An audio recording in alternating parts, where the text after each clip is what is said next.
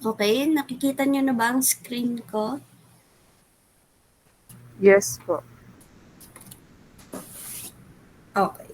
So again, good afternoon everyone, and the topic that we will be discussing today is the Module 4, which is the basics of work measurement. So as you can see, yung mga nauna nating diniscuss or yung mga nauna yung naging discussions when it comes to work study and measurement is yung mga concepts pa lang niya. Yung parang inintroduce lang sa inyo kung ano yung work measurement, saan siya nanggaling. But here, for today, didiscuss naman natin kung ano talaga ang work measurement. Yung mas malalim na version ng work measurement, kung ano ba yung gagawin sa work measurement, ano yung mga methods or techniques, ano ba yung mga objectives of work measurement, so lahat yun ay madidiscuss natin ngayon hapon. Okay? So for our introduction, according to International Labor Organization, work measurement is the application of techniques designed to establish the time taken for a qualified worker to carry out a specified job at a defined level of performance. So basically, from the word itself, work measurement, you have to measure the work. And kapag sinabi nating work, it is some kind of activity or task. Then yun yung inyong i-measure. And work measurement is, ito lang yung tatandaan nyo sa work measurement, it is the application of techniques to establish the time taken for a qualified worker to carry out a specified job. So, parang mag-establish tayo ng standard time on how a specific task or work is done. So yung total time nun. And work measurement, it means to find out the different elements of the production process. So kapag sinabi nating elements dito sa work measurement, yun lang yung step-by-step procedure sa isang task or sa isang process. So tatandaan nyo, element is the step-by-step procedure or task sa isang process. So and also, um, work measurement, it means to find out the time taken by each element. So pag sinabi natin work measurement, di ba, meron nga tayong elements, meron tayong step-by-step procedure, and in work measurement, ang goal natin dito is to find out the time nung bawat element. So ngayon, oorasan natin yung bawat element na ginagawa natin sa isang task or sa isang process. Okay? And also, work measurement, it means to fix the standard time for performing the production process. So pag nalaman natin yung standard time, paano ba natin siya i-improve? Because work measurement is also a productivity improvement tool. So lagi ko naman siguro nababanggit sa inyo, we always use some productivity improvement tools, and meron tayong mga tools din like yung mga fishbone, Pareto, yung mga diniscuss na last week. So we have different set of tools here in work study and measurement. And dito sa ating work measurement ngayon is para maayos natin or ma-improve natin yung standard time or yung whole process ng isang specific task or work. Okay? So for our learning objectives, of course, as I always say, lagi tayong may learning objectives that at the end of the discussion, sana ay na-attain natin. So for this afternoon, so you will be able to understand the basic principles in work measurement, time study procedures, tools, and techniques. So ano ba yung mga kailangan nating malaman bago tayo mag-proceed or makapag-conduct ng work measurement and even the time study. So ano ba yung principles, steps by step procedures, yung mga techniques, yung mga tools. Okay, so lahat yan ay madidiscuss natin ngayon. And also, you will be able to enumerate the steps in stopwatch time study process and can demonstrate the direct time study procedures. So I hope na matandaan nyo or ma-enumerate nyo yung mga steps in conducting stopwatch time study because yung inyong lab activity will be all about stopwatch time study. So, yun yung i-apply nyo sa inyong activity. No? And then, after this discussion, you will be able to determine the elements of time study and as well as the compute sample sizes. Ano? So, to give you an overview, so sample sizes is the number of observations. Ano? So, syempre, hindi naman tayo basta lang mag-conduct ng time study. Paano natin malalaman kung okay na yung time study natin? Diba? To assure the accuracy of your study and the effectiveness, you have to know kung ilang observation ba talaga yung kailangan in a specific task. Ano, so para ilang beses ka ba dapat mag-time study on that specific task. So you have to know the sample sizes or the number of cycles that you need to do. Okay? So that is our learning objectives. And to start, work definition. So work again is defined as an activity in which a person exerts physical and mental effort to accomplish a given task or perform a duty. No, so we all know, syempre aware na naman siguro kayo kung ano yung work. No, whatever activity or task that exerts physical and mental effort, it is work. No, so meron mga work na nagre-require lang ng physical efforts, meron din ng mga work na nagre-require lang ng mental efforts, and meron mga work na nagre-require both physical and mental efforts. No, so for you, what are those examples ng mga work na nagre-require lang ng physical efforts? Yes, gumagamit pa rin ng mental, but yung, alam niyo yun, yung more on physical effort, physical, kailangan ng physical ability. What are those kind of work? Yes, Andrea? Construction work po, ma'am. Yes, very good. Construction workers, unang-una. So, they really need their physical ability for them to do their job or for them to para matapos nila yung trabaho nila. Ano, what else? What works requires physical efforts? We have construction workers, yung ating mga, for example, yung mga nasa factory. Ano? Yes, Joshua? Ma'am, yung mga janitor po. Okay, very good. So, yung mga janitor. Katrina? Farmer po. Farmers. Yes, Christian, Jason? Yun po mga factory machine operators. Okay, yung mga factory machine operators and many more. Now, so marami tayong nakikita or nawi-witness that yung mga workers that they exert physical effort. How about mental efforts? Ano naman yung mga work na kailangan talaga ng mental ability? Angeline? Project manager po. Project managers, yes. What else?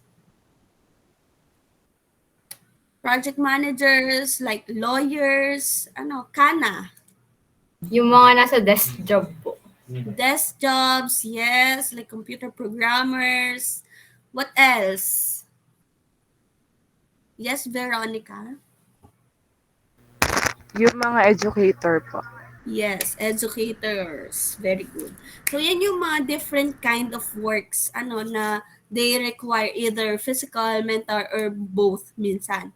No, so the task or duty has some useful objective. And yung objective natin doon is, of course, for the job to be done on a specific period of time. Siyempre, yung ating mga work, hindi naman tayo magdamagan ng work, diba? Hindi tayo dire-diretso. So, we are given a specific period of time like on some factories, we have an 8-hour shift, meron tayong mga 6-hour shift, 4-hour shift, So, that is the specific given time na binibigay sa atin. And of course, the objective is to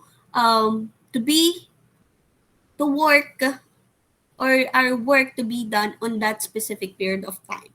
Now, it may involve one or more steps in making a product or delivering a service, and the worker performing the task must apply certain skills and knowledge to complete the task or duty successfully. Now, so the worker performed the task, they have the skills, the knowledge. Kaya tayo, parang bago tayo mag-apply sa work, meron silang mga hinahanap na job qualifications. Siyempre, yun yung kailangan nila para sa work na yon. Yun yung parang sa tingin nila magsusuit sa specific job na yon. Kaya tayo meron mga job qualifications. So, yes, we all have the knowledge. We all have the knowledge, the skills, but of course, it alam natin sa sarili natin kung saan tayo mag-fit na job. Kaya tayo may mga job qualifications.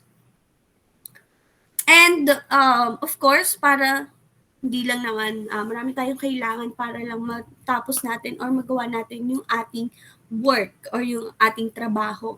So we have the work system. So work system represent the central theme in the discipline of industrial engineering.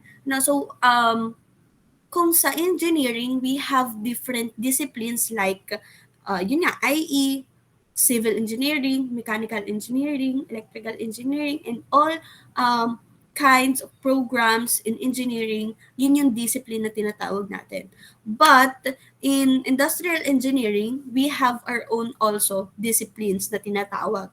In industrial engineering, we have 4 different disciplines. The first one is the human factors.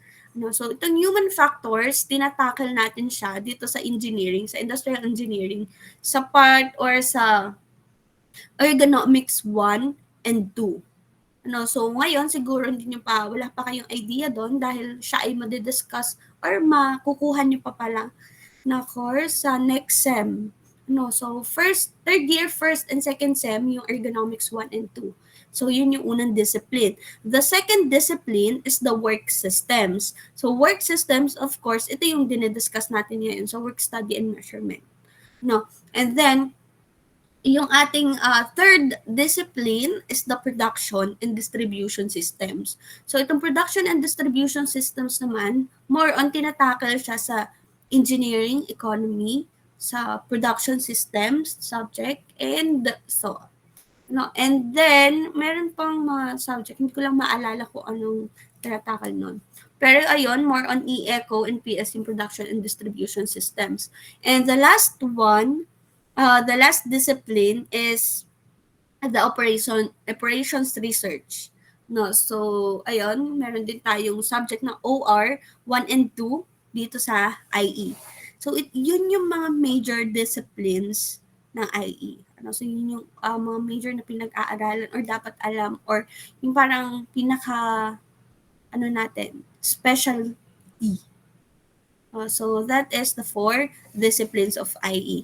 And work system, it is a system consisting of humans, information, and equipment designed to perform useful work. So paano ba tayo makakapag-perform ng work or ng job?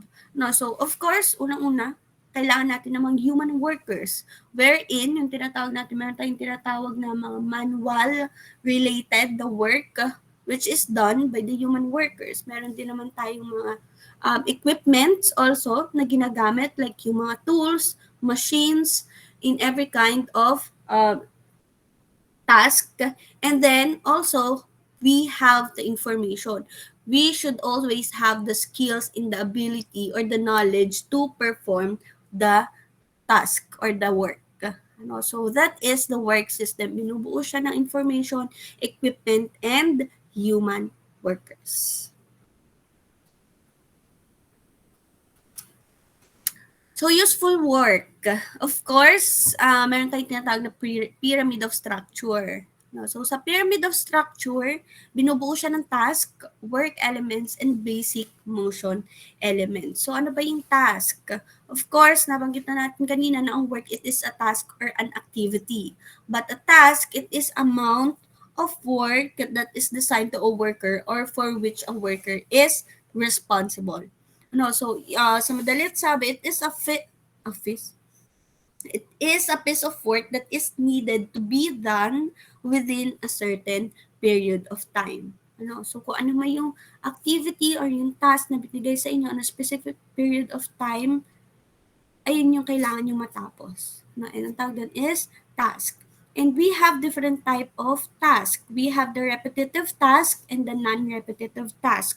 When we say repetitive task, as in mass production, no, so this is the kind of work that is made up of operations that requires parang same length of time, length or amount of strength required is pare-parehas lang.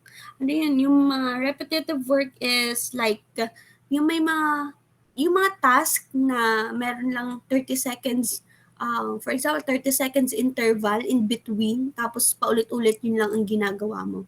No, so, for example, siguro na repetitive task, yung mga best example is yung mga nasa warehouse wherein yung mga workers doon is yung paulit-ulit lang nagbubuhat lang ng mga boxes or ng mga parcels. No, so yun lang yung ginagawa nila. Nag-aayos, nagbubuhat, ganyan. So that is a repetitive task. Yung parang in a given period of time, yun na yun ang ginagawa nila. Okay? Meanwhile, on the other hand, yung kabaliktaran ng repetitive task is the non-repetitive task, wherein it is performed periodically, infrequently, or only once.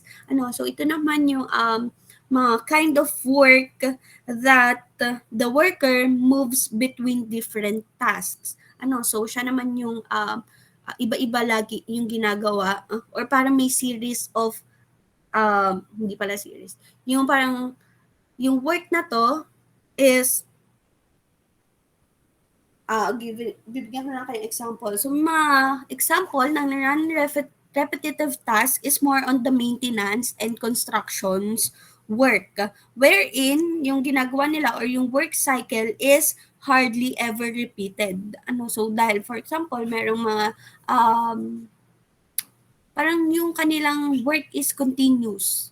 No? So, meron tayong sinusunod na kailangan per step, ganito yung ginagawa. So, the task is hindi nauulit. So, the non-repetitive task. And we have also the work element. So, kapag work element naman natin, sinabing work element, it is a series of work activities that are logically grouped together because they have a unified function in the task. Or work element is the smallest increment of work that can be moved to another operator. So kapag sinabi naman natin work element is like continuous siya. It is a series. Like for example, hindi ko alam kung may idea kayo dito about dun sa mga 'di ba sa mga Epson companies, yung mga manufacturing companies, meron silang different lines. Like dito sa line 1, nandito yung assembling ng mga parts. Tapos dito sa line 2, dito na bubuuin yung mga parts. And then sa line 3, ganyan, iba-iba yung ginagawa. So it is a series of work activities. So that is a work element. So I have here also an example that assembling a component to a base part using several nuts and bolts, and then tapos bibigay mo siya dun sa line 2, and dun na aayusin. So parang ganun yung work element. So parang meron siyang sunod-sunod. Like sa line 1, ganito yung ginagawa. Line 2, ganito yung ginagawa. And then so on and so forth. So that is for work element. The work is moved to another operator, from one operator to another operator. And those work elements is consist of multiple basic motion elements. So, ito mga basic motion elements, ang example nito is reaching for an object, grasping the object, moving the object, walking, or the eye movement. So, meron tayong mga techniques like methods in work measurement that ang inoorasan nila is yung mga basic motion elements or yung galaw ng worker. But on the other hand, ang kanina sinasabi natin do sa work measurement, yung pinaka-common is that ang oorasan is yung per element. While on the other hand, meron din namang mga techniques na ang ginagamit or ang inuurasan is yung mga motions of the worker or the operators.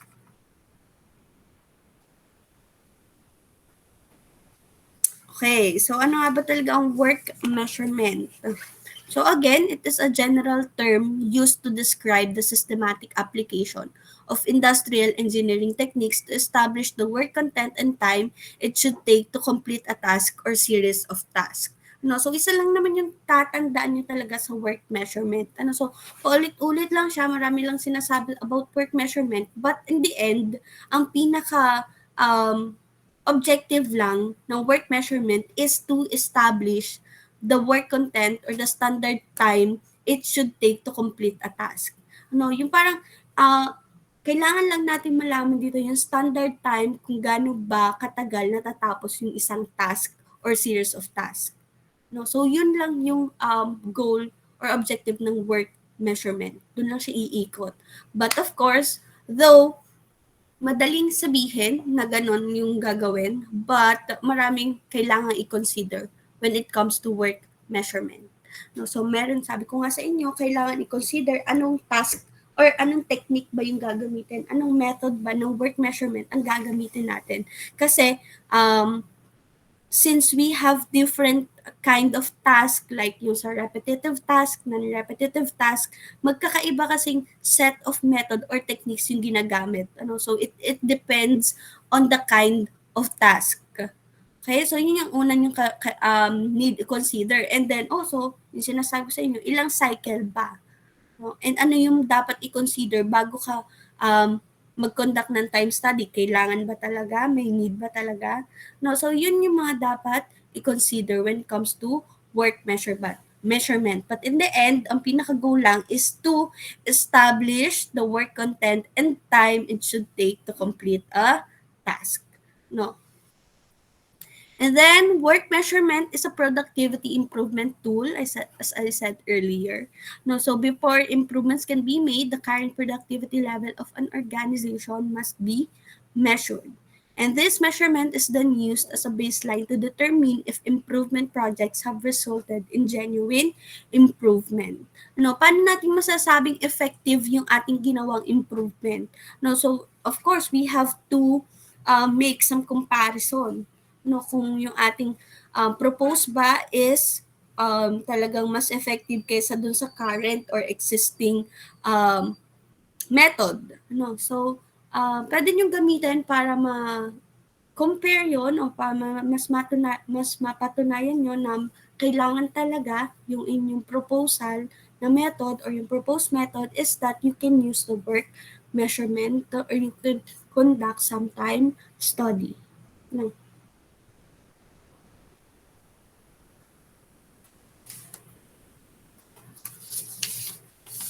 So, reasons for measuring work. Bakit natin kailangan i-conduct yung work measurement aside from meron tayong mga na-encounter mga problems. So, number one reason for measuring work is to discover and eliminate lost or ineffective time. So, of course, sa IE kasi, time is equal to money. Ibig sabihin, sobrang cliche, pero yung time is gold na motto or nakasabihan, it was so true sa mga industrial engineering. So wala dapat tayong sinasayang na oras that even yung mga ganitong techniques or tools is very popular or common sa mga IE. So dahil ayaw natin na may sinasayang tayo o may nadidelay tayong time. So because it is equivalent to money. Lalo na sa mga companies or business, isang delay lang or isang tigil ng production, malaki na yung loss na mawawala. Kaya to discover and eliminate lost or ineffective times, pwede natin gamitin yung work measurement. And also, another one reason is to establish standard times for performance measurement. So we can use or as we say, so sabi natin, meron naman talagang different level of performance yung mga worker. So meron mga worker na mabilis sila gumalaw, mabilis sila magtrabaho. Meron namang mga worker na medyo malamya o yung mabagal magtrabaho. But on the other hand, meron pa rin mga worker na average lang. in between. Hindi siya masyadong mabilis, hindi siya masyadong mabagal. So you can establish standard times. It depends on the uh, performance of the worker. And another reason is to measure performance against realistic expectations and to set operating goals and objectives. So through measuring work, you can easily identify ano ba yung magiging quota, ano ba yung magiging goals, ano ba yung magiging kailangang ganitong amount or products yung magawa nyo sa isang month or sa isang quarter. So madali niyo siya ma-identify kapag nag-conduct kayo ng work measurement. So syempre, kapag nalaman natin, kapag nag-conduct tayo ng work measurement, nalaman natin yung standard time in every kind of process, madali na kayo makakapag-estimate na sa ganitong araw, we can produce 1,000 units of items or products. So ayun yung makaka-help for you to set your goals and objectives within, for example, on that month or on a day. So yun yung mga reasons for measuring work.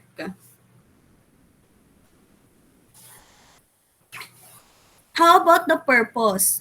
So, syempre, yung reason and purpose, magkaiba siya. Yung purpose of work measurement, medyo madami. So, makikita nyo, marami talagang purpose or maraming benefits yung nakukuha natin sa isang single work measurement lang. So, number one is manpower planning. Okay? So, just to share to all of you, so I had my internship kasi on Nestle Philippines. So in Nestle Philippines pala. Okay, so yung 'di ba ang bawat dito sa Philippines merong iba't ibang ano ba tawag dito? Branch or parang okay, sabihin natin branch. May iba't iba siyang branch or production company dito sa Philippines. So yung iba't ibang branch na yon is, for example, dito sa Laguna is dito ginagawa yung mga kape, ganyan. Pero dun sa pinag-internship ko, dun sa pinag-OJT-han ko is sa Lipa. So sa Lipa, ang ginagawa sa Nestle Lipa is yung mga Milo, cereals, and meron din sa mga kape. So yung mga Nescafe coffee. Doon siya ginagawa. And I had my internship there. So just to share, ang aking pinaka-project doon, yung parang pinagawa nila sa akin is I have to know the manpower or I have to know the manpower planning in a specific unit or department there. So meron isang iba't ibang department, tapos may isang unit doon or area wherein ang ginagawa is nagpapak ng mga Milo. So, dun sa area na yun, dun lahat pinapak na yung Milo. Yung packing area nila. So, from there, dun sa unit na yun or sa area na yun, kailangan ko malaman ilan ba lang tao ang dapat nandoon. Kung tama ba na yung 3 taong nandoon is sapat na or kulang ba siya or kailangan bang dagdagan? So, I have to plan the manpower. Kailangan ko i-identify kung ilang bang manpower ang kailangan sa specific area na yon. And they asked me to use or conduct time study. So, parang kailangan ko mag-time study, kailangan ko mag-conduct ng time study sa area na yon para malaman ko yung manpower planning or yung kung ilang manpower ba yung kailangan doon. So, this is to just prove to you that the time study, it has, parang madami siyang gamit talaga. Kahit saang part ka ng kahit saang part ka ng company, saang department yan, kahit anong unit yan, kahit anong process yan, so you can use the work measurement or the time study. So ayun nga, you can identify or you can know the proper number of manpower in a certain area using work measurement. And also, production planning and scheduling. No, so production planning and scheduling, estimating production cost, sabi ko sa inyo, dito nyo madaling malalaman. Dito kayo makakapag-estimate, makakapag-set ng goals and objectives nyo easily. Hindi naman sobrang easy, but yung alam yun, compared to the other tools or techniques, work measurement is one of the most common talaga. And the other one is cost reduction and control, rational basis for incentives, training of employees, comparing alternative methods, accepting new orders, and fixing the selling cost. No, so you can compare alternative methods also. You can, ayun nga, planning and control, delivery date of goods. So, madali nyo siyang parang ma-estimate or ma-schedule through work measurement. So, marami kang pwedeng gawin doon sa mga data na makukuha mo kapag actual work measurement ka. No, so, that is some of the purpose. And paano ba? Ano bang ginagawa natin sa, ano ba yung bumubuo sa work measurement? No, so we have different components ng work measurement. So the number one is the preferred method. No, so hindi natin masasabing work measurement kung wala tayong preferred method. So sabi ko nga sa inyo, we have different kinds of methods or techniques here in work measurement. No, so preferred method, it is not always the most efficient or fastest way to do a task. No? Pag sinabi natin, pag hindi ibig sabihin na yun yung pinakamabilis na way, yun yung way na nakadami tayo ng nagawang products. So ibig sabihin, hindi ibig sabihin yun na yung preferred method. No, so as I always say, lalo na nung sa ating first lab activity, dun tayo sa quality over quantity.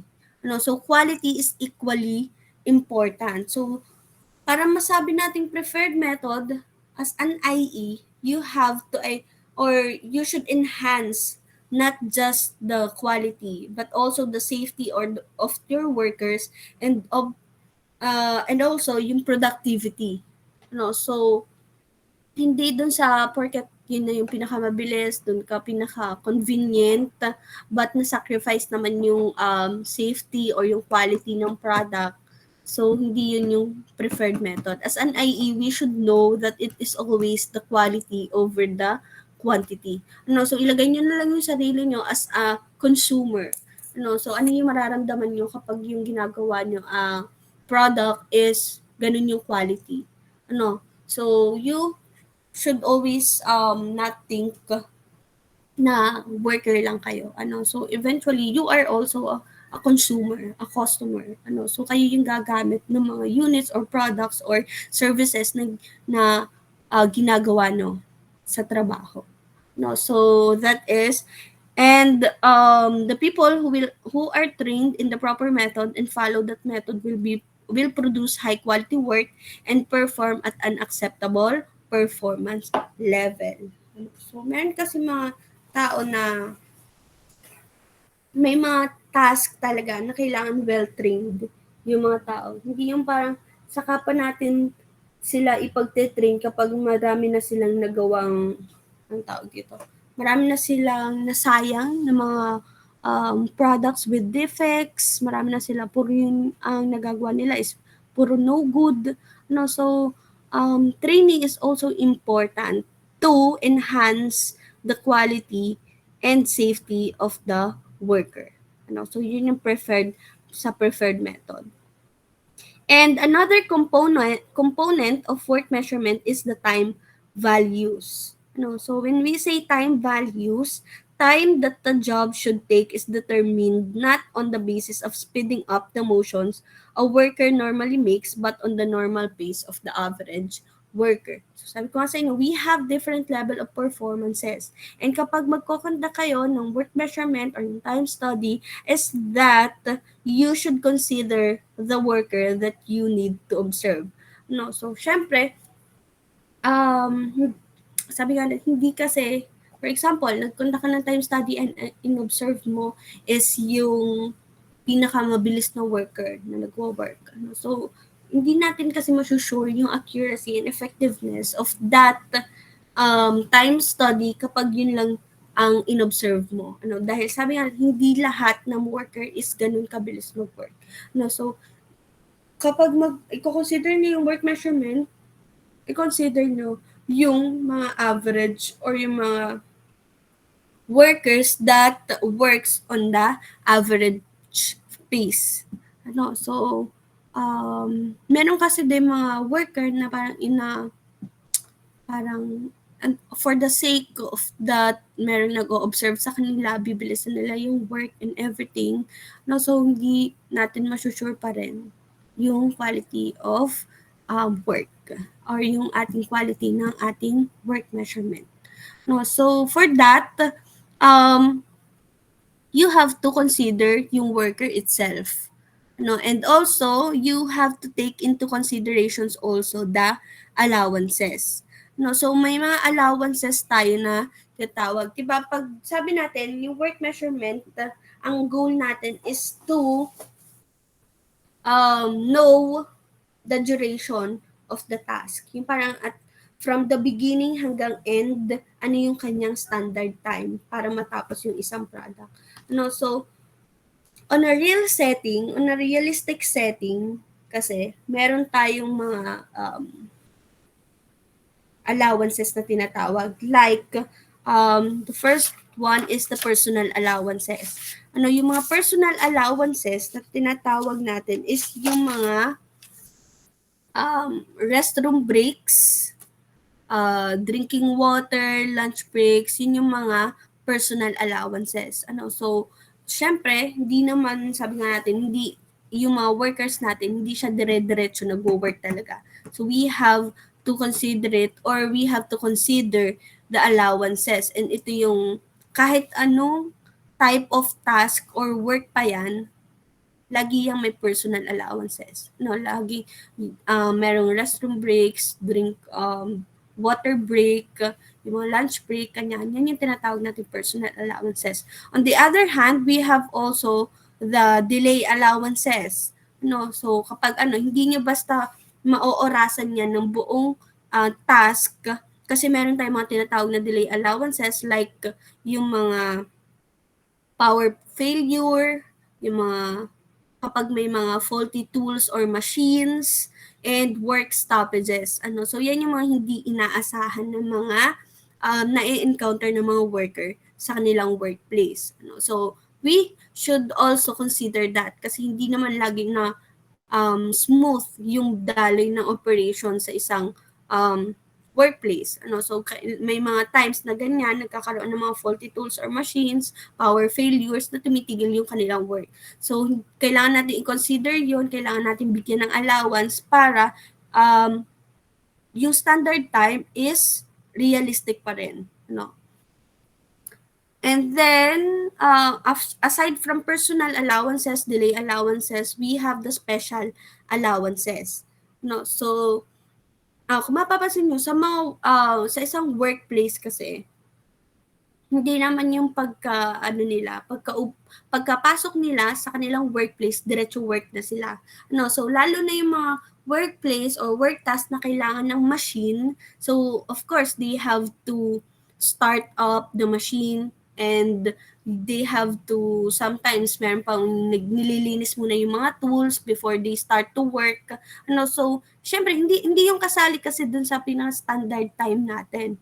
So, kasali lang siya dun sa allowances na iaalat mo para ma-compute yung standard time. So, hindi ibig sabihin kapag naorasan mo yung buong task nila, yung buong work nila, yun na yung standard time. You have to consider these allowances. So, that is for the time values. And lastly, yung ating work measurement component is the reporting.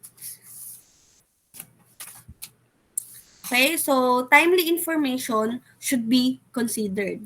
So lahat ng, of course, ng data mo na nakuha while doing the preferred method and yung time values, lahat yun i-consider mo on your reporting. So you have the reporting system and it is one of the most important to the success of any work measurement of course, doon nakasalalay, nandun lahat ng na-collect ng data, ayun na yung iyong um, i-analyze, no? So, it should be timely and complete. No, so it should be timely and complete because timely information can be used to manage and shift labor hours to areas where they are needed, and of course also to correct problems or at least prevent them from becoming a crisis. No, so meron kasing mga for example, nagawa ka nga or magkokanda ka ng work measurement, pero yung nilagay mo sa reporting mo is ang nilagay mong mga data is yung mga nakuha mo pa last 2022 or last 2021. So, it is not timely. So, hindi mo siya mai-a-apply doon sa current situation kung yun yung mga data na ilalagay mo sa iyong reporting. So, reporting, it should be timely and accurate. Kung ano yung nakuha mong standard time on the specific moment, yun yung ilalagay mo sa reporting mo. Not yung mga, hindi yung mga nasa previous. Yung mga previous data kasi, yung mga previous time studies, you can use it as reference, but hindi siya yung mismo ilalagay mo sa reporting mo. So reporting, tatandaan nyo, it should be timely and accurate. Okay?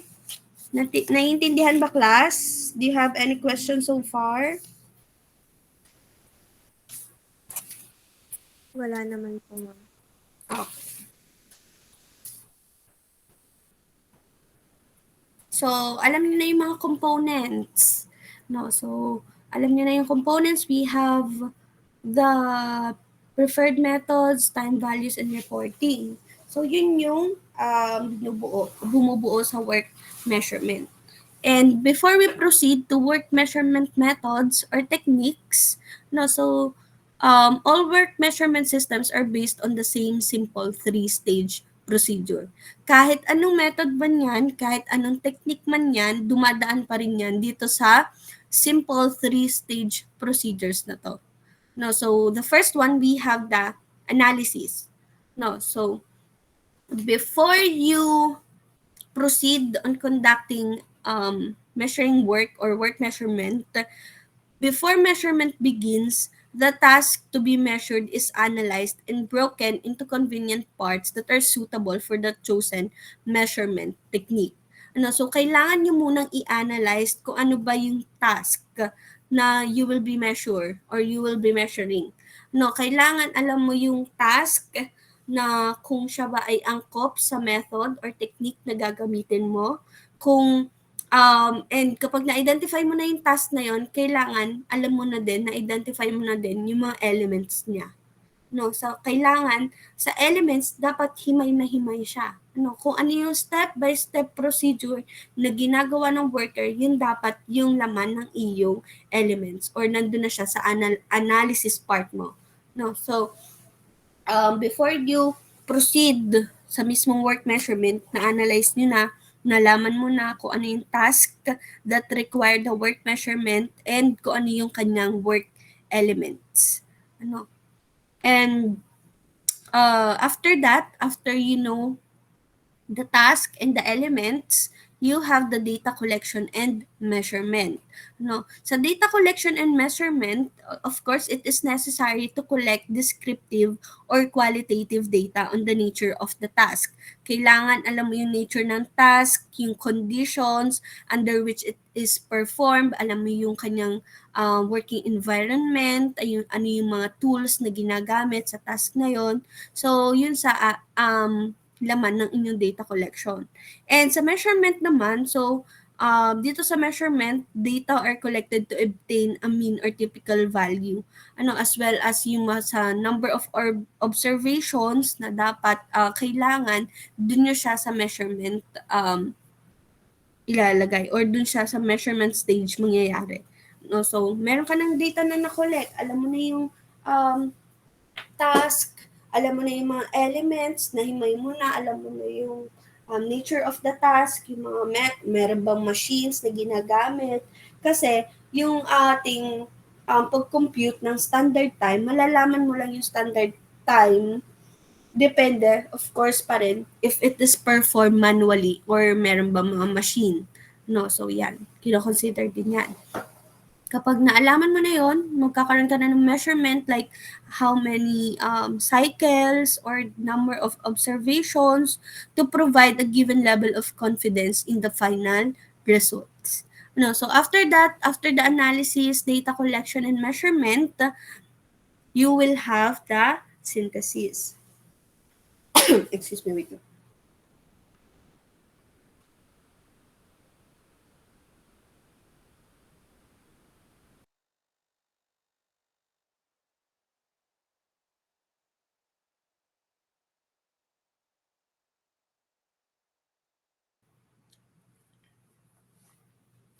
Okay, so after the analysis, data collection, and measurement, you will have the synthesis. Wherein sa synthesis, dito papasok yung like it is the calculation stage. Ano, so during this stage, the basic time will be adjusted for allowances to become the standard time for the task. Dito na kayo magko-compute ng standard time. Ano, but before you compute the standard time, meron din tayong tinatawag na observed time and normal time. No, so yun naman ay ma-discuss pa rin natin later on kapag na-discuss na natin on how we will compute the standard time. Ano, so just to give you an overview, so dito sa synthesis, dyan na yung nag-compute kung ano yung standard time, dito mo na ipapasok yung mga allowances na applicable sa task na yon. So sabi ko nga sa inyo, yung allowances, it depends on the task. But aside But yung lahat ng task na yon ay meron siyang personal allowance. Ano, meron tayong personal allowance. In every kind of task or work, we have the personal allowances. But, syempre, meron pa tayong ibang kind of allowances na dapat i-consider. Ano, so, katulad ng mga nabanggit ko kanina. So, ayun, kahit anong method or technique, ini-apply natin yung analysis, data collection and measurement, and the synthesis. Okay? Naintindihan po?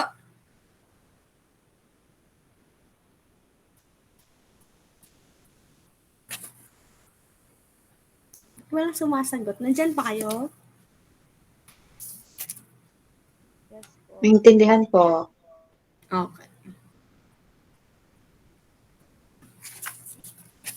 So, let's proceed na dun sa work measurement methods, or techniques. So, work measurement, again, it is determining how long it should take to do a job or how long it takes to a task para matapos, no? Para matapos yung isang product, parang ganoon, how long it should take to produce one product. Okay, that is work measurement. And ito yung mga techniques na ginagamit. So number one is the stopwatch time study. So this is the most common of them all. Ano, so yan yung pinaka-common na ginagamit ng lahat ng IE, na alam ng lahat ng IE. No, so stopwatch time study. So this one is just, of course, you have the stopwatch to time or to measure the work. Okay? So it has two techniques, another two techniques, the continuous method and the snapback method. No, so yun yung ating bibigyan ng focus on this discussion after. No? So, the stopwatch time study. Kasi yan yung, hindi naman siya yung pinakamadali, but siya yung pinaka gamitin talaga dahil siya yung ano tawag dito, meron ka talaga makukuhang information. No? So, that is stopwatch time study. And historical times, it is a kind of technique that it shows the time it actually took to complete a task. Ano, so, ito yung parang type of technique na kailangan mo lang talagang orasan at from the beginning hanggang end. Ano, yung isang oras or isang ano lang, o orasan mo lang siya isang buo, isang beses.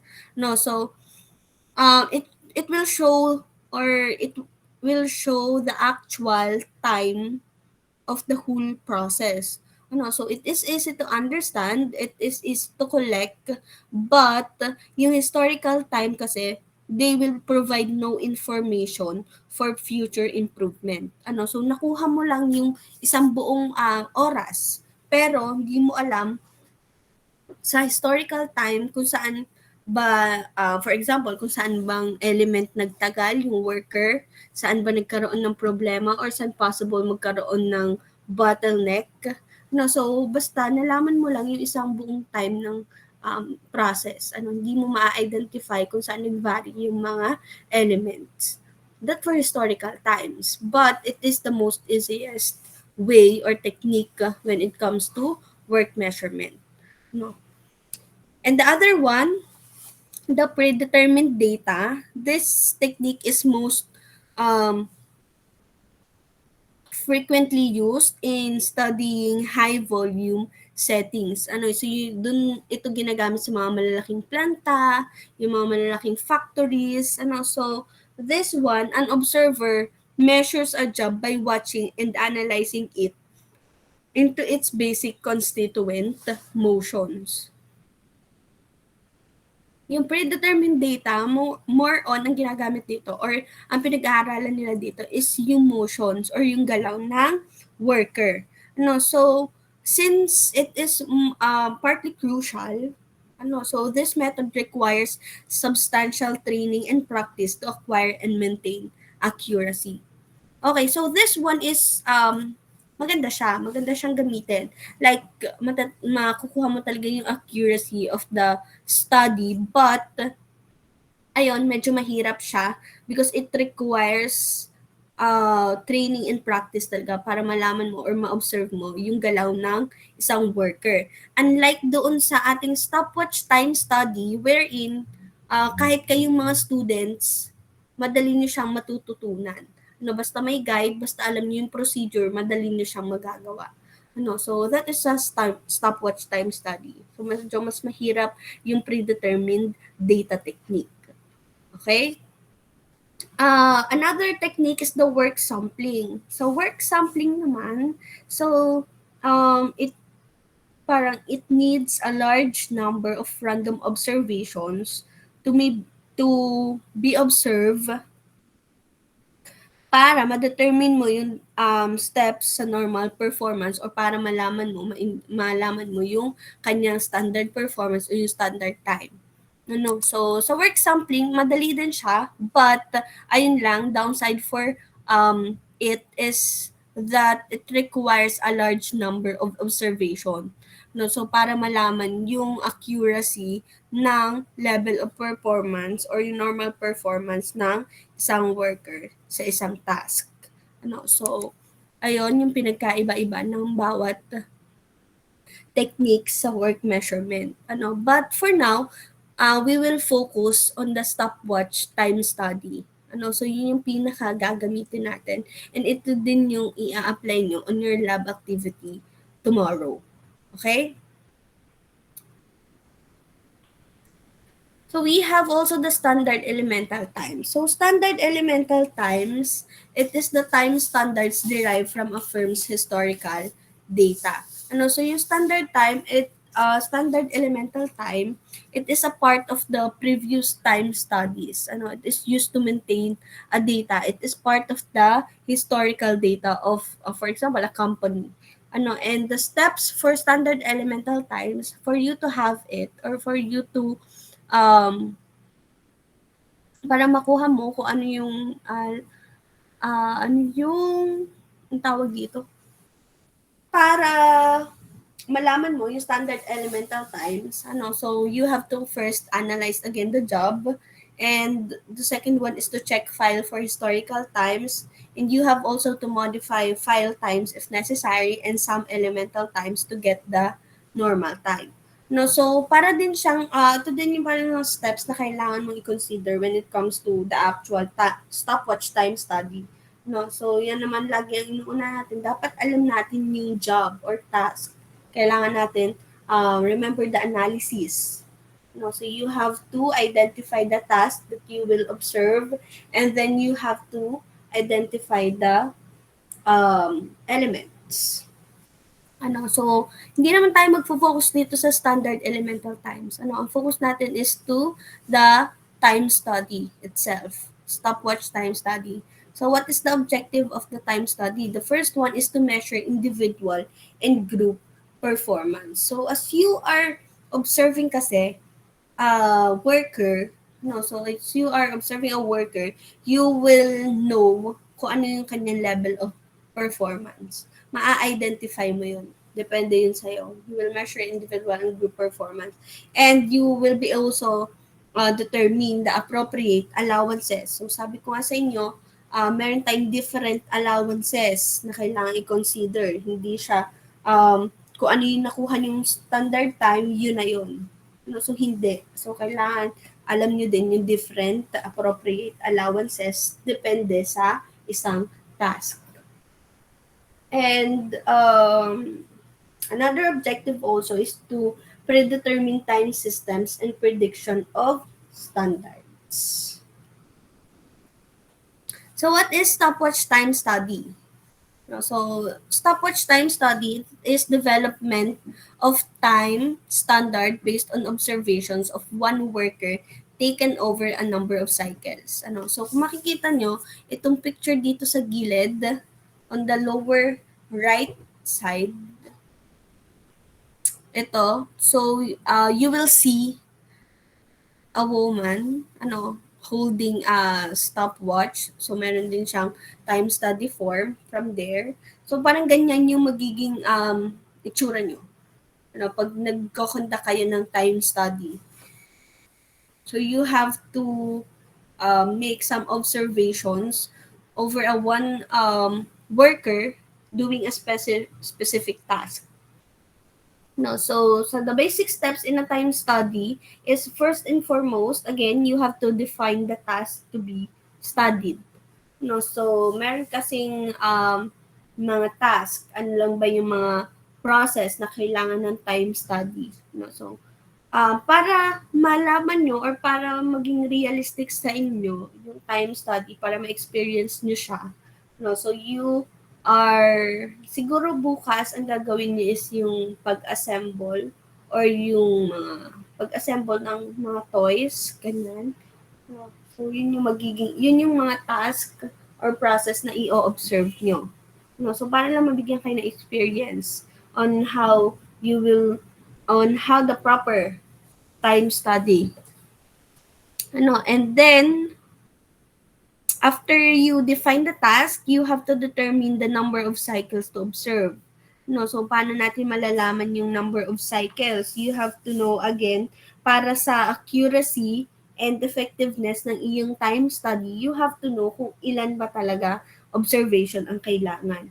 So, meron tayong mga recommended cycles like kapag yung mga nasa 5 to 10 minutes lang yung cycle time ng isang buong process, you just have to do 10 observations.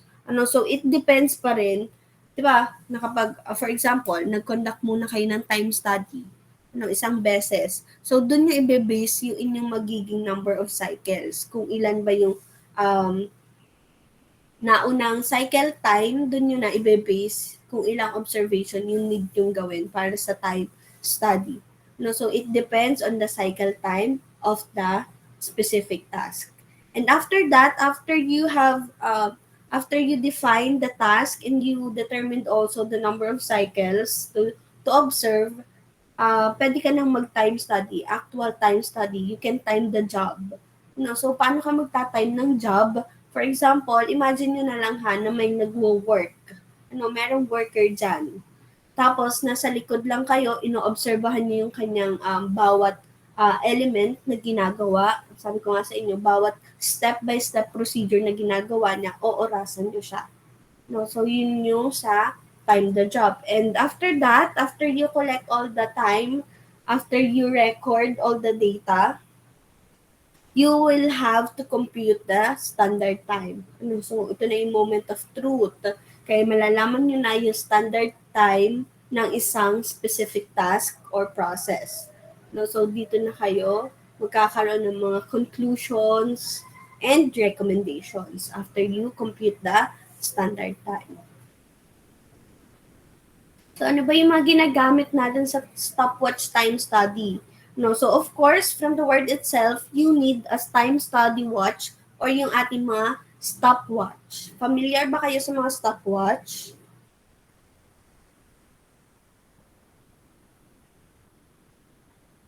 Familiar ba kayo sa mga stopwatch? Opo. Okay. So, siguro ay hawak na din kayo ng mga stopwatch. Ano? So, yun yung unang-unang tool na kailangan nyo para makapag-conduct kayo ng stopwatch time study. And then, it could be digital or sweep hand. No, so naalala ko yung ginagamit namin dati while I was still in college, no, kami yung time study, ang ginagamit namin is yung mga digital display. No, so digital display na kasi mas madali siya, kita mo agad kung anong time yung bawat element. Ano, so you have just to check and record it. And then, aside from time study watch, you have the clipboard with bracket. No, so ito yung mga clipboard para dito mo ipapatong yung iyong time study form para mas madaling mag-record, mas matigas yung iyong patungan. No, dahil kung ikaw ay walang clipboard with bracket and you have to record while observing, mas mahirapan kang isulat yung nakuha mong time in every element. And in time, another tool is the most important, of course, the time study form. So itong time study form, it is uniform naman. So isa lang yung ginagamit natin dito sa time study form. So yung time study form na yon, it includes the name of the task, dun nyo isusulat yung inyong mga elements na na-identify, and then dun nyo din isusulat yung observed time na nakuha nyo, sa bawat while observing. Okay? So, yan yung gagamitin nyo siguro bukas. Yung time study form. And then, kung meron na kayong mga clipboard with bracket, kung meron na kayo, dalhin nyo na lang din bukas. Para may magagamit kayo. Kasi ang alam ko, walang clipboard with bracket sa lab.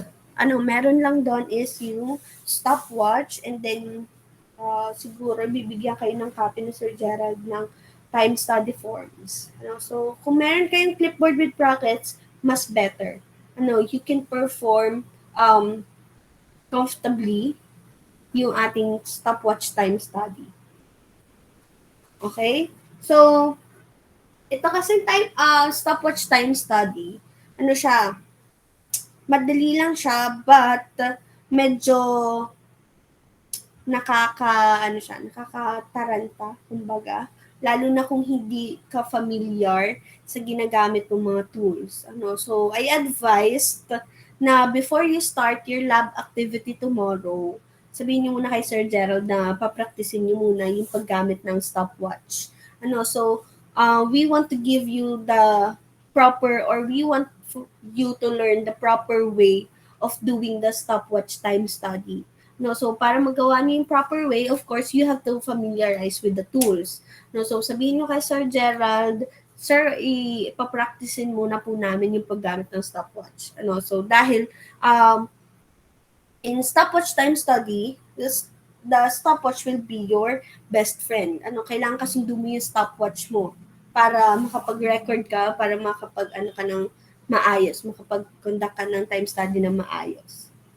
Sabihin nyo, Sir Gerald, bago po tayo mag-start, magpa-practice muna kayo gamitin, or ifa-familiarize nyo muna yung paggamit ng stopwatch. Ha?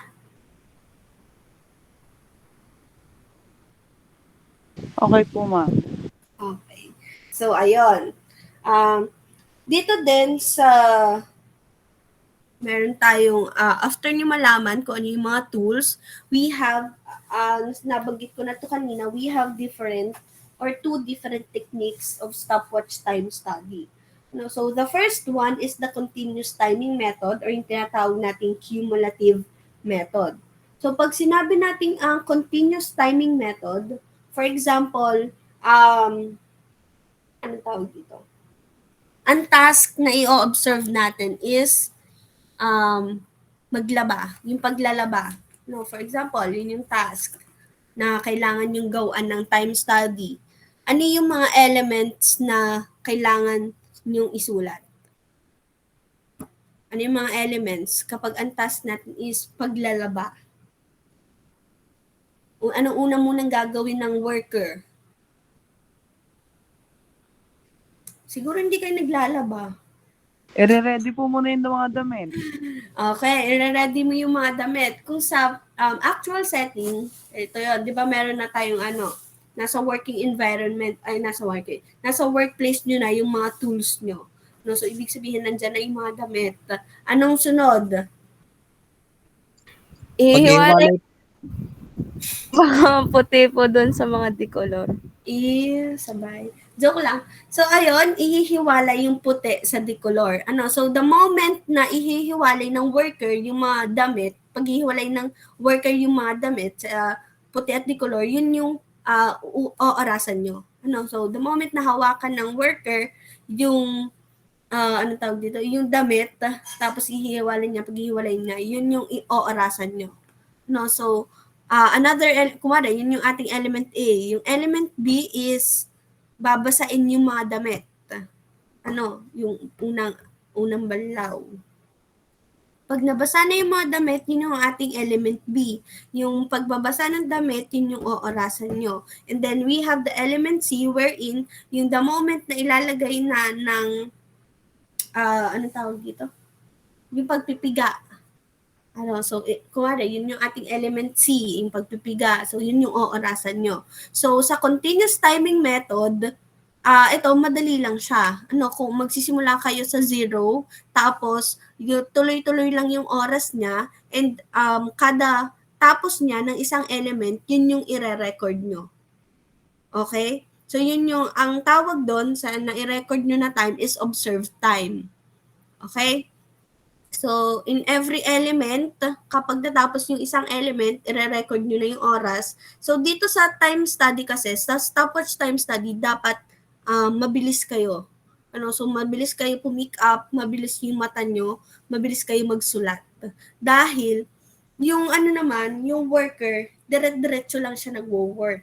Dire-diretso ginagawa lang niya yung trabaho niya. Ikaw, kailangan mong orasan bawat element niya. So, hindi ka iintayin ng worker na matapos magsulat bago siya pumunta or bago niya gawin yung second element. Nagigets niyo ba? Nagigets niyo ba, class, yung point ko?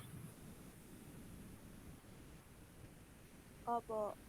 Okay. So, ayun, dapat mabilis lang kayo magsulat and mabilis kayo mag-record. So, sabi ko nga, yung worker kasi, dire-diretso lang siya. Dire-diretso lang siya mag-work, ginagawa niya yung work niya, and ikaw, dapat in every element, ma-record mo yung ginagawa niya or ma-record mo yung oras ng step-by-step procedures na ginagawa niya sa isang work task. So, dito naman sa continuous timing kasi, wala kang dapat gawin. Kapag nag-start yung worker at nag-start start mo na yung iyong stopwatch, dire-diretso na siya. Kailangan mo lang i-record in every element kung anong oras natapos yung worker, yun na yung i-record mo. Okay? So, that is for continue. So, makikita nyo naman dito sa ating PowerPoint, So, from A, yung unang element na tapos ng worker at 18 seconds. Tapos tuloy-tuloy lang yung oras sa stopwatch, natapos yung element B at 0.30. So, and so on and so forth, continuous lang siya. Continuous timing method. Kaya siya tinawag na continuous kasi wala kang gagawin, basta ka lang magre-record kung ano yung nakita mong time in each element. At the end of yung element na ginagawa ng worker, yun lang yung i-record mo. So, that is for continuous. Pag sa snapback naman, yung snapback method, medyo mas mahirap siya kaysa sa continuous. So, dahil yung snapback method, in every element, you have to start, stop, and reset yung inyong stopwatch. So, in every element, you have to start, stop, and reset. Tapos sa kanyo i-record yung lumabas na time sa inyong stopwatch. So in every element yun ha. And to think na dapat himay na himay nyo yung element ng isang task, so medyo mahirap siya. Lalo na sa actual setting. So siguro, ma-experience niyan tomorrow. So kung paano kayo mag-start, stop, and reset ng stopwatch, tapos sa kanyo siya susulat. So minsan medyo nakakalito pa siya. Kasi yung stopwatch, di ba iba-iba yung kanyang button ng start, stop, reset. So minsan hindi mo na alam na double start ka, hindi mo napipindot yung stop, ganyan. So you have again to familiarize using the tools that you will use. So kailangan i-familiarize nyo talaga yung stopwatch muna bago nyo siya gamitin sa actual time study. So you have to practice the start, stop, reset. So kasi yun yung gagawin nyo in every element. So unlike sa continuous na isang hindi mo kailangan mag-stop, reset. Diretso ka lang sulat, ganyan. But in snapback, you have to start, stop, and reset to 0 para malaman mo yung time or observed time ng second element. So yun yung pinagkaiba nilang dalawa. So kung tatanungin ko kayo, ano mas magandang gamitin? Continuous or snapback?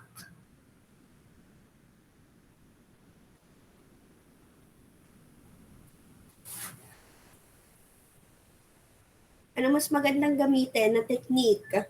Continuous or snapback?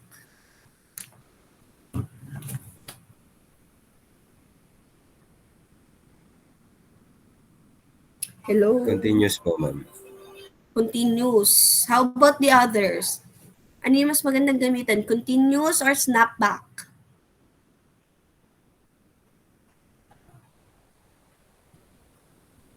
Continuous po.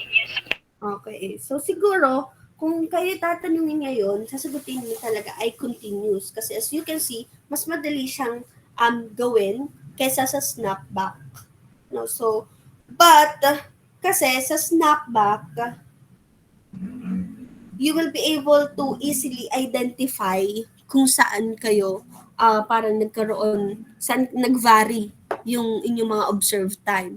So sa snapback kasi yung actual time na time nyo doon sa bawat element, nyo makikita saan ba matagal yung time, saan nahirapan yung worker, bakit siya umabot ng 62 seconds, bakit siya sobrang layo ng time niya doon sa element na iba. So, mas madali yung ma-analyze kasi pag sa snapback method, madali kayo makakapag-analyze. Wherein, dito sa continuous timing method, dire-diretso siya. Kailangan mo pang i-subtract yung para malaman mo yung element or yung observed time ng element B, yung actual time, kailangan mo pa i-subtract yung nakuha mong observed time dun sa A. Para malaman mo yung actual time mo sa element B. Unlike dito sa snapback method, alam mo na agad, yung nakuha mong time after the start, stop, reset, yun na yung actual time mo. So, madali mo ma-identify kung ano yung mga element na hindi na kailangan, na parang siya ay nagiging cause lang ng delay, or yung nandito mo malalaman yung mga element na nagtatagal talaga, and dun mo ma-identify, dun ka magkakaroon ng mga conclusions, like recommendations, kung bakit siya nagtatagal sa part na yon, sa element na yon. So, kung isipin nyo, mas madali yung continuous method, but madami tayong makukuha information, or mas madali i-analyze yung result sa snapback method. So, syempre, depende pa rin naman nga yan sa task. Kung ano yung mas magandang gamitin. Pag kasi yung mga task na nagre-require lang, like yung mga super short na task, like lang siya, nagre-range lang siya ng 5 minutes every task. So mas magandang gawin yung continuous method. Kasi kapag ang ginamit nyo is snapback method, sa sobrang bilis ng bawat mga element, so mahihirapan kayo mag-start, stop, reset. So mas applicable yung mga snapback method sa mga mas matatagal na cycle time na task. While in continuous, ito yung mga task na madali lang, like nagre-range lang siya siguro ng mga 5 minutes, pababa. Okay? So, mas magandang gamitin ang continuous timing method. Okay? Naintindihan, class, ang pinagkaiba nilang dalawa? Yes po. Okay, good. So, how will you prepare for the timing? So alam niyo na yung mga methods, alam niyo yung mga techniques. Okay, so how will you prepare for the timing? So you have to identify the task or cycle to be studied before time study. So you have to, again, identify or the elements, in the cycles. And then you have to analyze the complete task. Ano yung method, again, layout of workplace, equipments to be used. So you have to analyze the complete task. And the third one is the communication with foreman or workers. So in an actual setting kasi, meron diyang mga worker na parang hindi sila pumapayag na i-observe sila or mag-conduct kayo ng time study. Kasi may mga workers na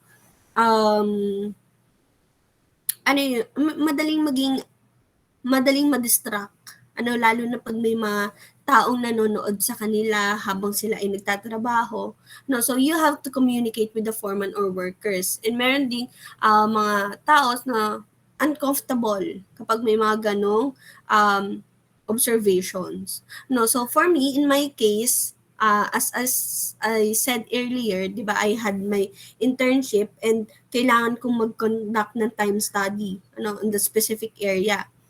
So, nakailang pabalik-balik ako bago pa ako nakapag-conduct ng time study kasi of course, communication is always the key.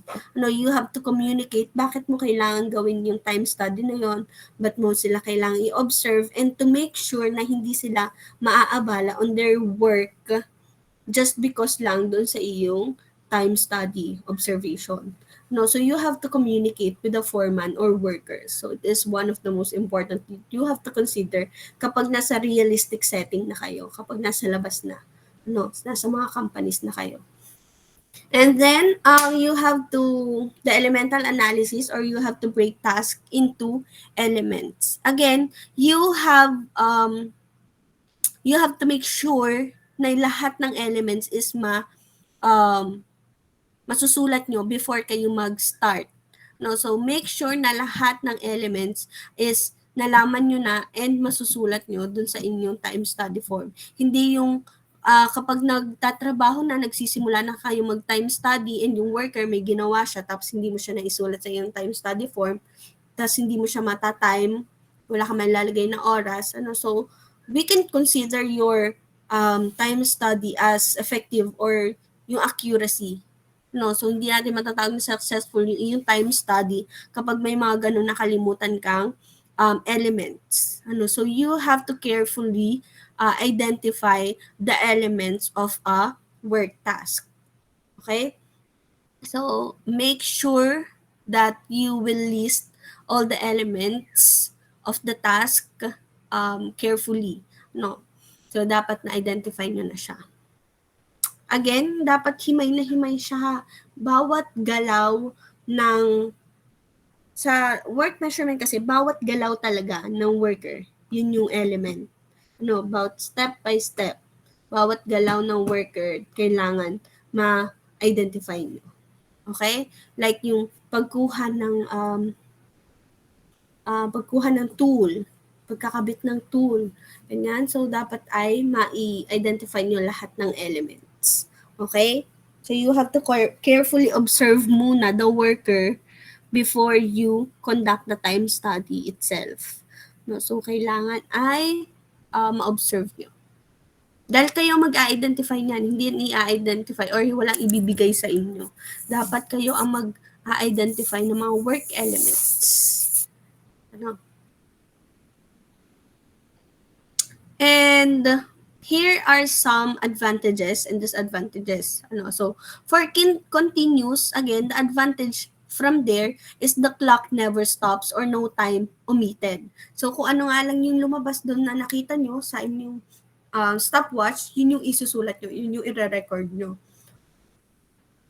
But the disadvantage is that observer does not know at the job how individual elements vary. Ayun nga, sabi ko kanina, unlike sa snapback, makikita nyo agad kasi kung alin yung mga element na matagal. Makikita nyo agad kung anong element yung sobrang tagal na nahirapan yung worker, ano yung element na sobrang bilis na pwede na siyang isama dun sa element 1, parang ganyan. You have to know where the individual elements vary. Okay? So, yun yung disadvantage ng continuous. So, sabi ko nga, bago nyo pa malaman yung variation ng individual elements, kailangan nyo pa mag-subtract like yung element B sa element A, ganyan, and so on. So, bago nyo pa malaman yung kanyang variations. But in snapback, ayun, yun yung kanyang advantage. Observer can note individual variability within an element and eliminate subtraction. Hindi nyo na kailangan mag-subtract. Hindi nyo na kailangan kunin yung difference kasi yung actual na nakuha nyo while doing the start, stop, reset on each element, yun na yung kanyang observed time. So, yun na yun mismo. While ang disadvantage nga niya, it is difficult to coordinate eye, watch, and task. So, sabi ko sa inyo, kaya dapat mabilis kayo. So, again, bago kayo mag-start, mag-practice kayo muna. Kung paano yung, habang nakahawa kayo sa stopwatch, nag-o-observe kayo ng task, and nagsusulat kayo ng result. Kung ano yung nakuha nyo. So, you have to practice. Ayun lang yung disadvantages niya, lalo na kapag yung sabi ko, when operations or tasks are in a short period of time lang. So, kapag mga short period of time lang, mas advisable yung continuous method. And kapag naman yung mga normal basis ng operations, like nasa normal setting na tayo, realistic setting, mas applicable or mas advisable gamitin yung snapback method. Okay? Naintindihan po? Yes po. Okay, how about the others? Naintindihan po? Yes po. Okay. So that is the advantage. And I have also here some advantages pa and disadvantages na pwede nyo basahin na lang. So pwede nyo siyang basahin para ma-identify pa yung other advantages kung ano yung mas magandang gamitin on that specific task. Kung cumulative ba or snapback. Basta yung mga nauna kong sinabi, yun yung isa sa pinakamalaga na dapat yung i-consider when it comes to cumulative and snapback. Okay? So, kung makikita nyo dito, snapback is one of the disadvantages is it is more open to human error. Kasi nga, mahirap or hindi naman sobrang hirap, pero medyo complicated nga kasi yung mag-start, stop, reset. So, one moment na nakalimutan mo mag-start or hindi mo na pindot yung stop, dire-diretso yung iyong stopwatch. So, mahihirapan ka na ibalik sa umpisa dahil yung worker, tuloy-tuloy lang siya. So, it is more open to human error. But still, meron pa rin siya mga advantages.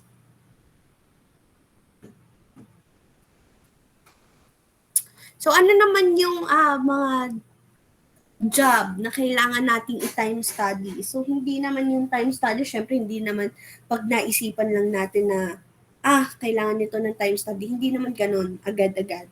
So, you have to select or those instances na kailangan talaga yung time study. So, for example, the job in question is a new one, not previously carried out. So, pag may mga bagong process na idadagdag, so you have to conduct a standard time. So because it is new, wala kang pagbabasihang iba, kaya you have to create a standard time.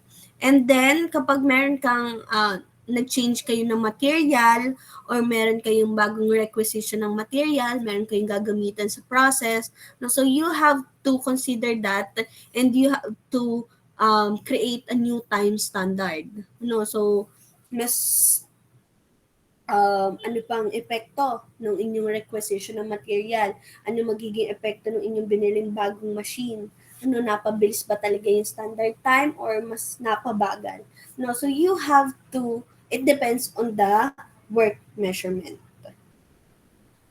And also, a complaint has been received about the time standard for an operation. Kapag may mga complaints like sobrang tagal ng sobrang daming delay, sobrang daming parang inconsistency sa isang process. So, you need to conduct a standard time para malaman mo kung anong part ba, aling element ba yung nagkakos ng inconsistency or yung kokos ng bottleneck sa isang operation. No, so you have to create a time study. And also, a particular operation appears to be a bottleneck holding up the subsequent operations and possibly previous operations. Ano, so ito kasing time study, pwede nyo din siyang gawin if you have parang you need to compare two alternatives. No, so kung alin yung mas better gamitin, yung mga ganun, yung mga or hindi lang alternatives like meron bagong proposed na methods na dapat daw ganito, mas better daw to sa existing method mo. So for you to para malaman mo kung yung effectiveness or yung result ng bagong proposal na method, you have to hindi naman you have to, you can conduct a time study. No? So, yan yung mga instances na pwede kang mag-conduct ng time study. No? So, hindi yung parang nagkaroon lang ng konting stoppage or failure, magkoconduct ka na agad ng time study. No, yan yung mga instances.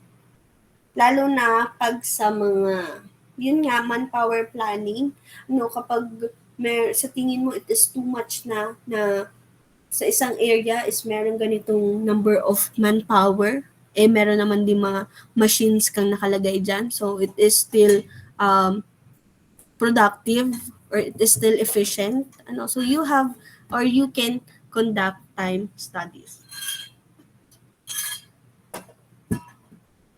Ano? Okay, so that is for selecting a job for time study. And for time study purposes, the work performed by the operator is divided into elements. So ito yung sinasabi ko sa inyo kanina na lahat ng task, lahat ng ginagawa ng operator, will be divided into elements. And yung elements na yun yung kukuhanan nyo ng observed time. Yun yung ita-time nyo. No?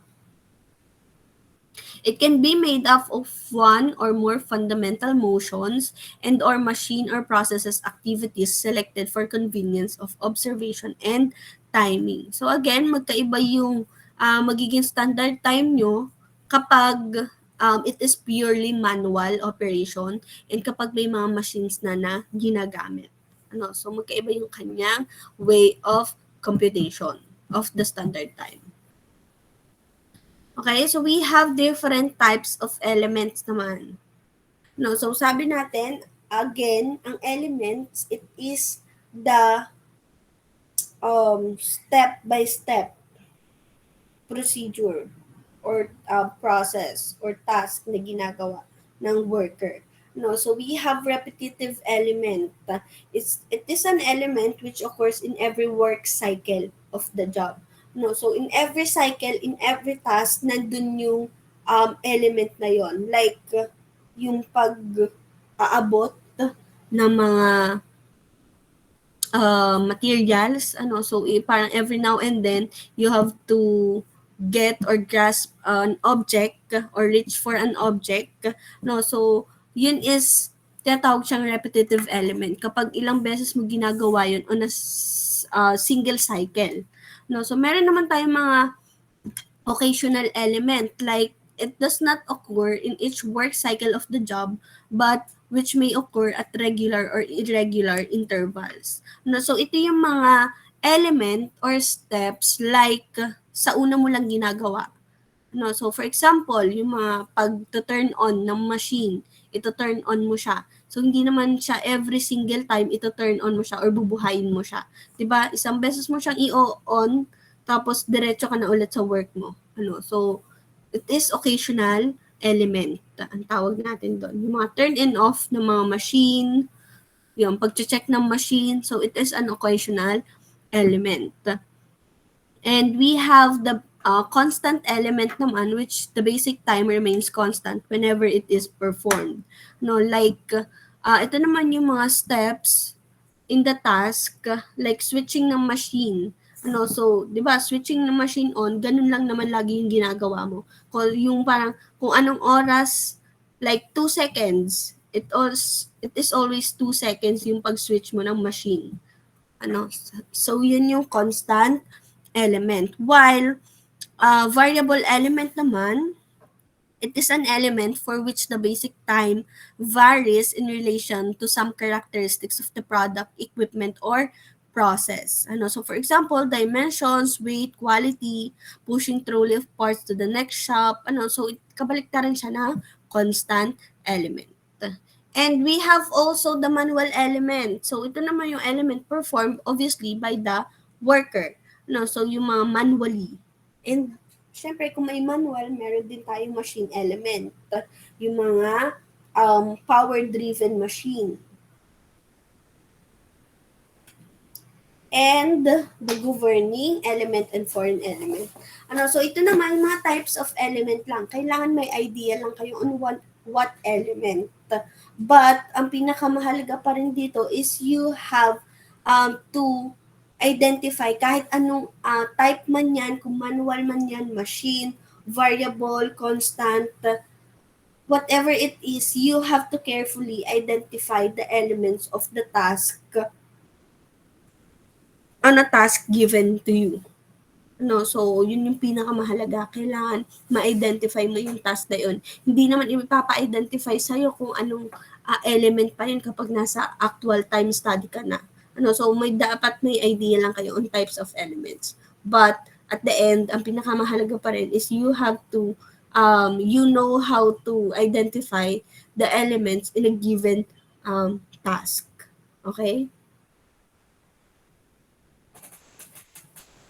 So if after you know the elements in the task, again, kung maaalala nyo, sa second step ng stopwatch time study, you have to determine the number of cycles.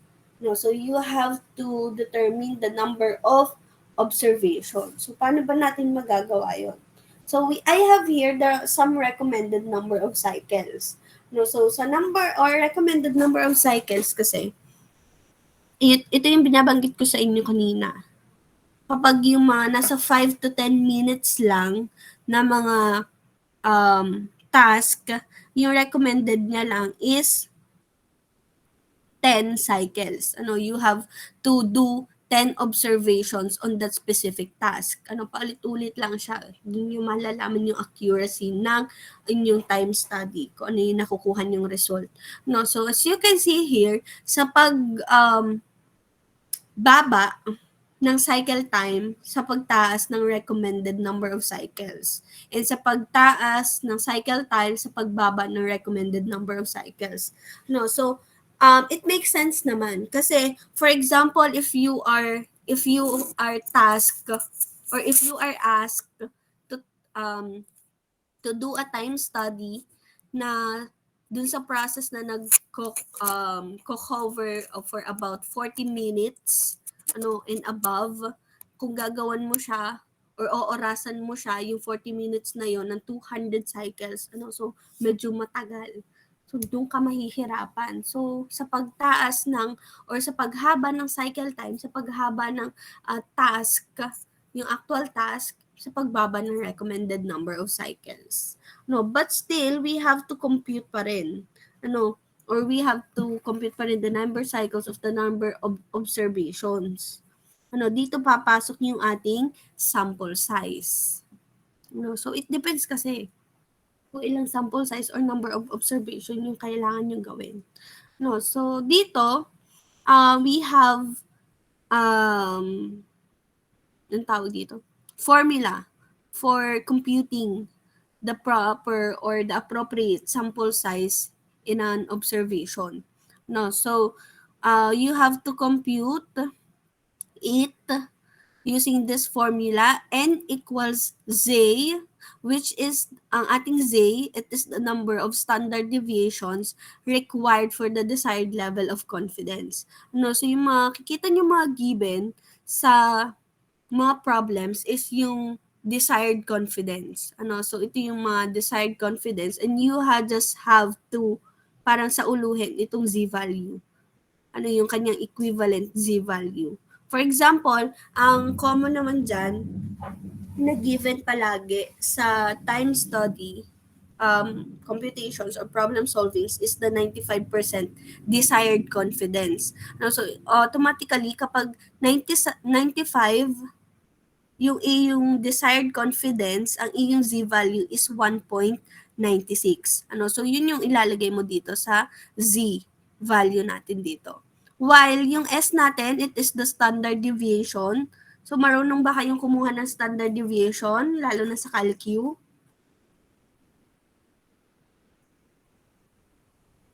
Maalam ba kumuha ng standard deviation? Opo. Okay, so kung maalam naman na kumuha, so wala na tayong magiging problema. So madali lang naman din siyang kuhanin. So we have the standard deviation over yung ating A, it is the accuracy level. So accuracy level desired in a percent of the job element and it is expressed as decimal. Kapag makikita nyo kapag may mga accuracy level sa mga problems na hindi naka-percentage siya, ganyan. So, you will convert it into decimal. Laging naka-decimal yung ating accuracy level. And then, multiply it to the mean, yung ating mean ng mga samples, or yung average. Tapos, i-squared nyo lang siya. Okay? So, sample size is equal to N equals sample? Sample size can be computed as N equals ZS over AX or the mean and then saan nyo siya i-squared. Okay? Malinaw po?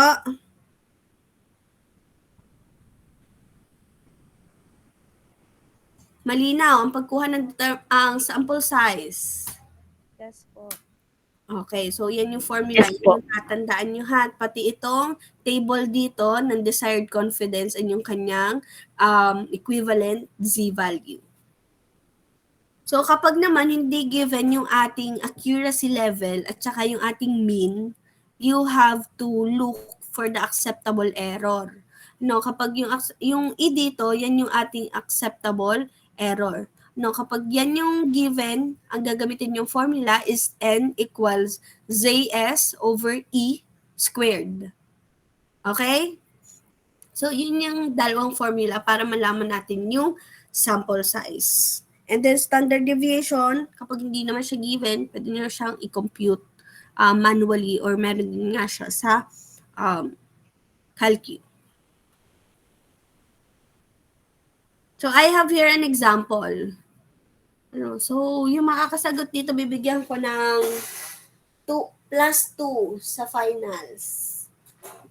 Okay? Makakasagot dito, bibigyan ko +2 sa finals. So, we have here an example.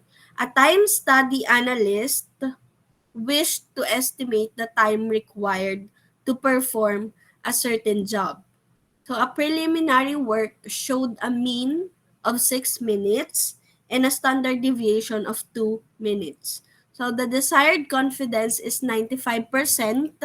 What's the sample size needed if the desired error is A, plus negative 10% and B, 1/2 minute of the sample mean? Dun muna tayo sa A. Meron tayong accuracy level na 10%. Ano yung ating magiging sample size?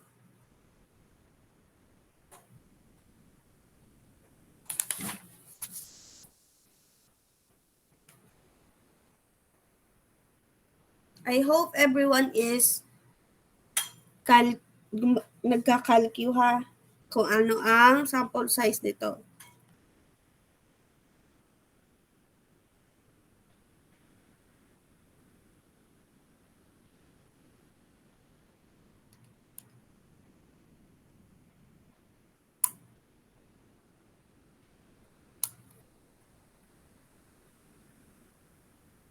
Ano yung ating sample size sa letter A?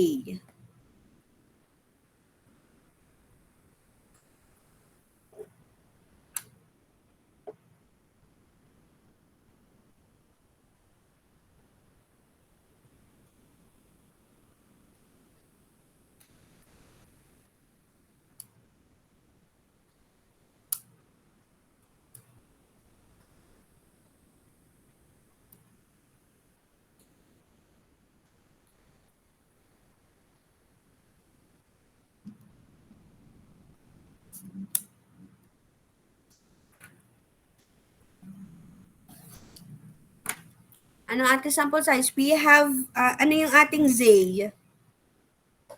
Yes, Joshua. 1.96 po ang Z. Okay, 1.96 ang ating Z. How about you? And meron tayong standard deviation na 2.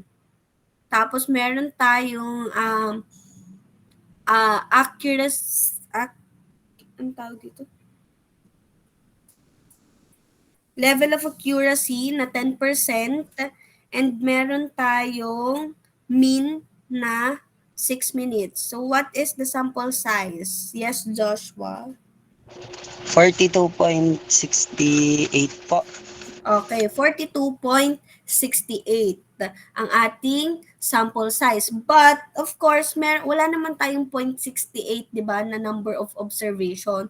Okay, so, always, you have to round up. Okay? You have to round up always the answer sa sample size. So, kapag 42.68, ibig sabihin, ang sagot natin is 43 observations. Okay? Malinaw pa?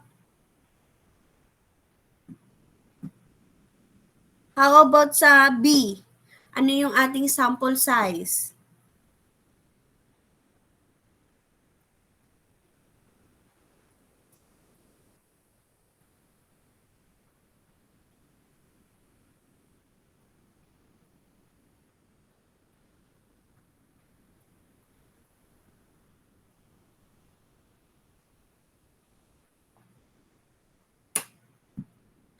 Meron tayong, again, 1.96 na level of confidence.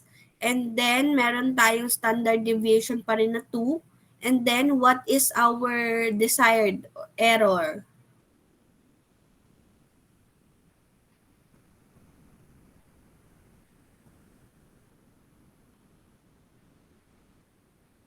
Anong desired error natin sa letter B?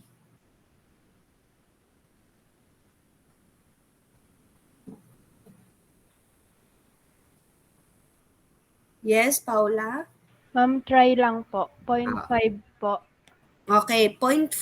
So, what will be our sample size? 61.47 po. Okay, 61.47 or, syempre, sabi natin, kailangan natin i-round up. Meron tayong magiging 62 observations. Okay? Malinaw, class. Lahat ay nag-try ba mag-compute?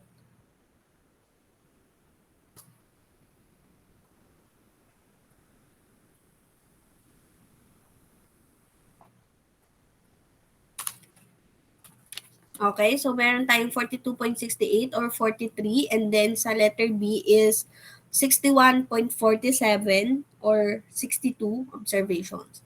How about this one? Again, plus 2 points pa rin sa finals. No. In every work element, ano yung ating magiging sample size? Okay, you have we have the given here ng standard deviation. Yung select time, yun yung inyong mean. Okay? And then, meron tayong accuracy level na 4%. And then, meron din tayong desired level of confidence na 95% of the time. Ano yung ating magiging sample size sa work element number 1?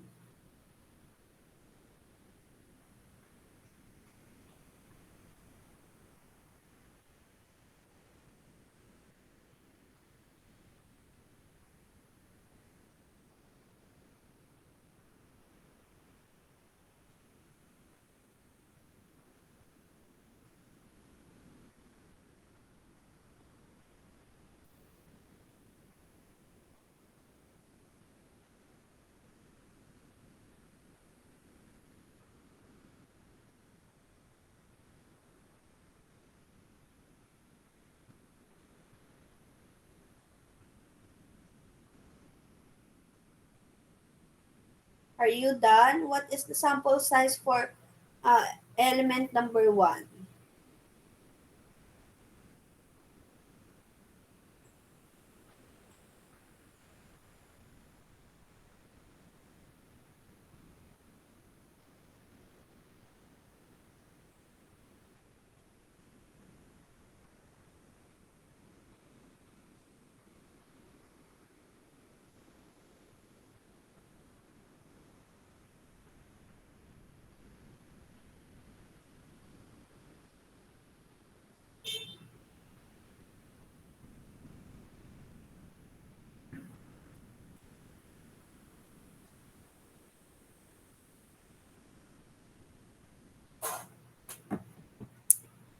Hindi pa rin? Hindi pa rin kayo nakakapag-compute?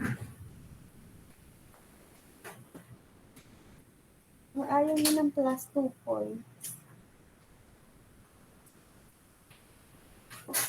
Sa element number 1 pa lang, yung work element number 1, ano yung ating sample size?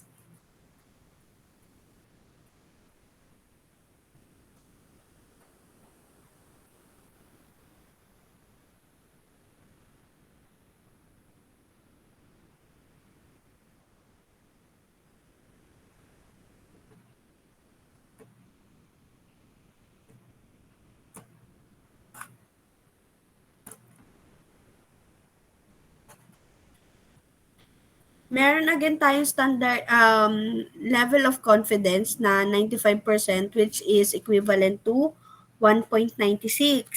And then, 1.96, meron tayong standard deviation for work element number 1 na 0.0305.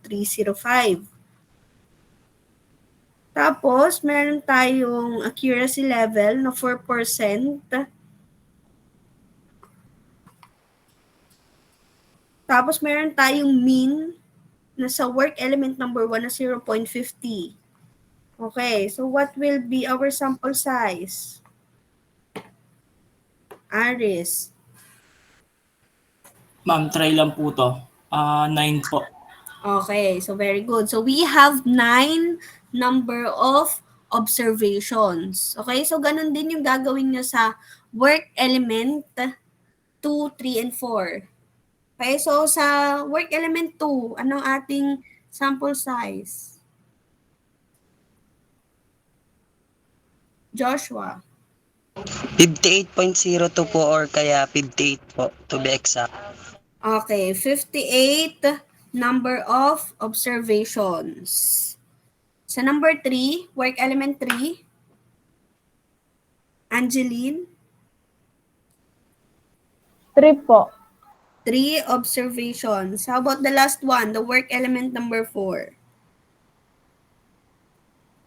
Mariel. 2 po, ma'am. Okay, we have 2 observations. Okay? So, ganun lang ang pagkuha ng ating sample size, ha? So, yun lang naman ang pag hindi given sa problem, yung standard deviation, kailangan nyo lang siyang kunin. And kapag kumpleto naman yung given, you just have to use our formula. It's either the ZS over AX squared or yung ZS over E squared. Okay? Any questions or clarifications?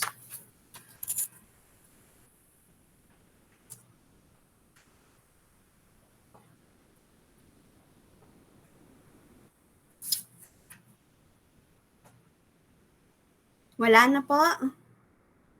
Okay, so itong time study exercises will be given to you the next following week siguro.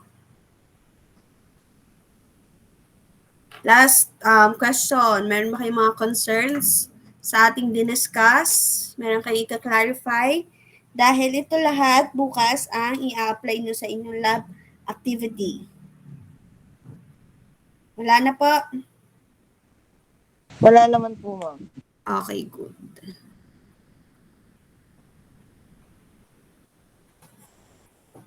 Okay, so I hope ayun na yung ating end ng ating module 4, which is the basics of work measurement. No, so I hope marami kayong natutunan ngayon na may apply niyo bukas sa inyong lab activity. And kung wala na kayong questions or clarifications, that concludes.